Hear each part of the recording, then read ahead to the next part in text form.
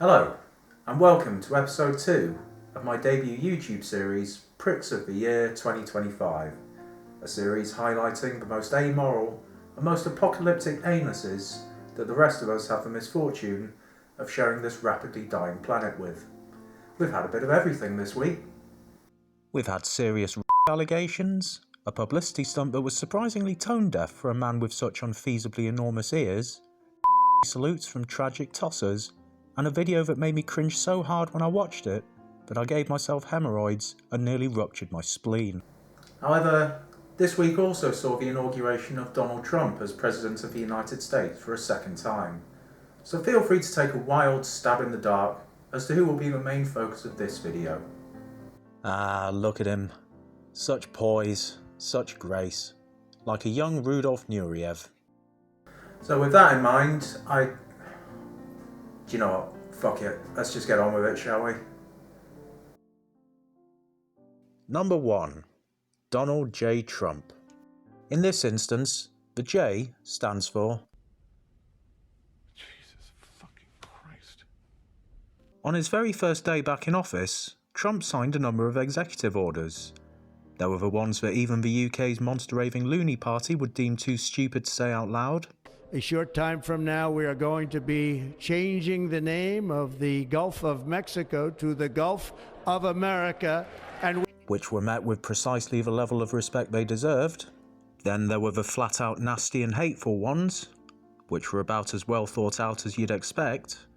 And then there was the downright dangerous, pulling the USA out of the World Health Organization, out of the Paris Climate Agreement, and pardoning the January 6th insurrectionists. Strangely, these could provide an albeit bleak lifeline for American female victims who are being denied their reproductive rights, as they now have a strong chance of being killed by a deadly new disease, burning to death when the earth bursts into flames, or being gunned down by an AK-47 wielding MAGA fuckwit long before they have the chance to carry their unwanted pregnancy to term. During the inauguration, Melania Trump, who decided to come dressed for the occasion as the hooded claw from the Perils of Penelope Pitstop, seemed rather reluctant when her husband planted an awkward kiss on her. In fact, the whole scene reminded me of that bit in Live and Let Die, where a defenceless Jane Seymour is frozen in terror as a poisonous reptile spits venom in the general direction of her face. But, in carrying on with the theme of trying to find rays of hope where clearly none exist, Donald Trump's plans for a crackdown on immigration and mass deportations could play into Melania's hands, as it may give her and other foreign-born victims a way out of their loveless and unhappy sham marriages to their pathetic and wholly inadequate American husbands.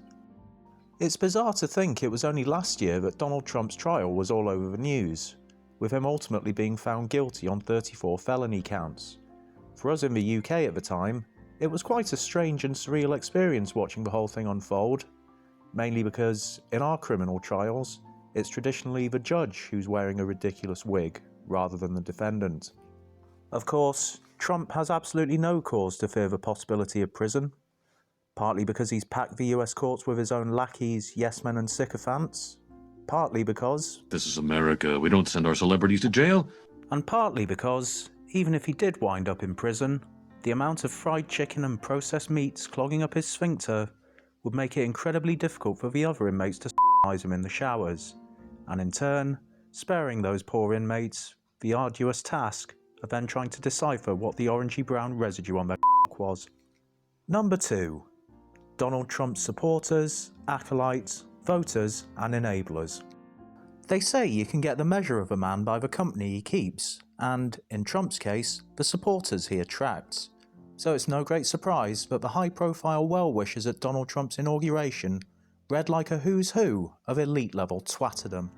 There was the Hood from Thunderbirds, the humanoid embodiment of Lord Voldemort's foreskin, the space hopper that tells lies, the Argentinian president who looks like what would happen if Robin Williams rose from the dead and decided to make a half-assed attempt at becoming an Elvis impersonator, the most relentlessly ridiculous woman to appear on TV screens since Eddie Murphy in Norbit back in 2007, the Paul Brother influencer cunt that isn't Logan, the Paul Brother influencer cunt that isn't Jake, the deadbeat dad who took his divorce so badly that he ended up becoming a Laurence Fox, who's, well, the same as the last guy, but the low-rent British version, Nigel Farage, Schrodinger's MP for Clacton, who was actually snubbed for a seat in the room during the inauguration itself, and thus resorted to hanging around like a lost puppy, just desperately hoping to get a glimpse of Trump so as he could race towards him and dry hump his leg, much like he spent the last few months doing, and former Home Secretary Suella Braverman,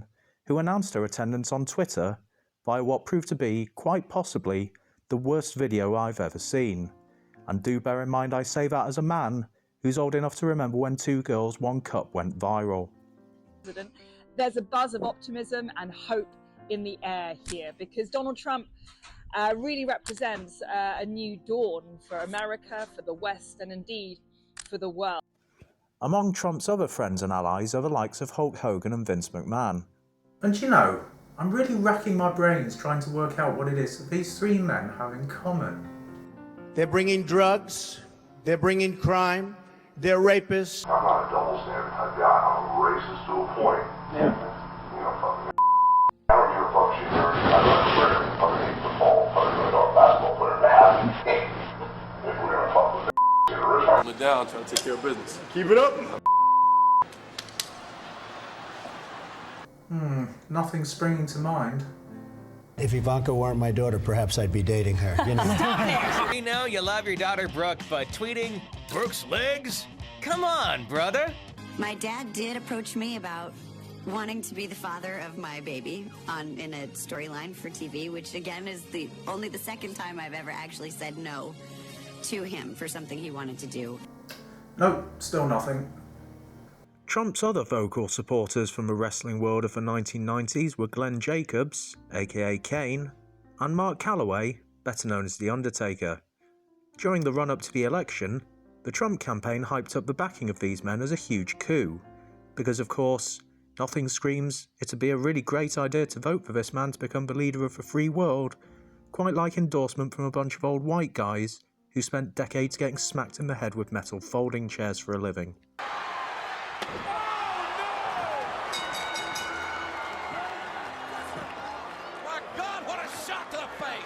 Oh yeah, and then there was this duo of delusional dickheads. Lord, we thank you for choosing President Donald Trump as a vessel for your nation. And then this guy.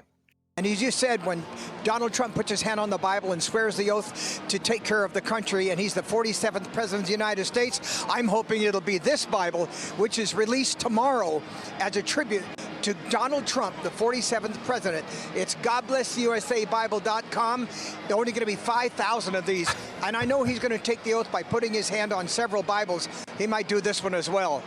But now you're probably thinking, well, sure, a lot of Donald Trump supporters might be dangerous lunatics with figurative, and dare I say it, in some cases literal shit for brains. But the USA is the most powerful country in the Western world. Surely when it comes to actually appointing people, Trump will only be choosing the best and brightest, right? Right?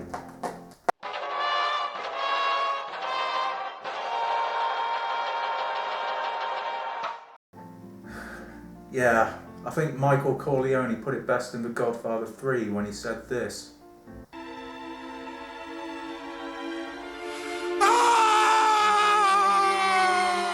Now, this episode wasn't originally intended to be all about Trump and the inauguration, but having just seen the runtime this video is already up to, I think it's best to keep it as one if I want to get it out anytime soon. However, from the next episode onwards, normal service will be resumed, so do let me know in the comments below who you'd like to see included later in the series. And in case you missed it, don't forget to check out episode 1 as well.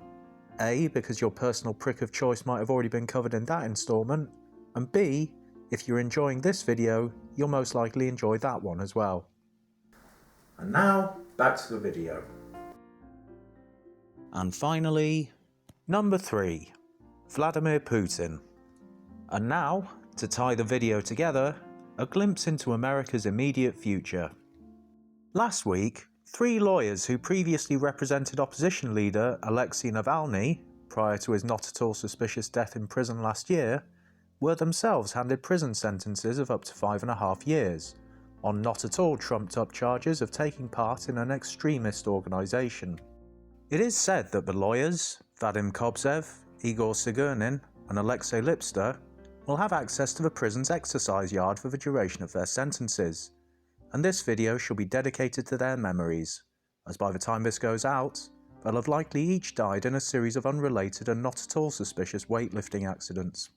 Between Putin's aggression, the situation in the Middle East, and now that thick orange fuck back in the White House, the world feels closer than it has in decades to the brink of nuclear war.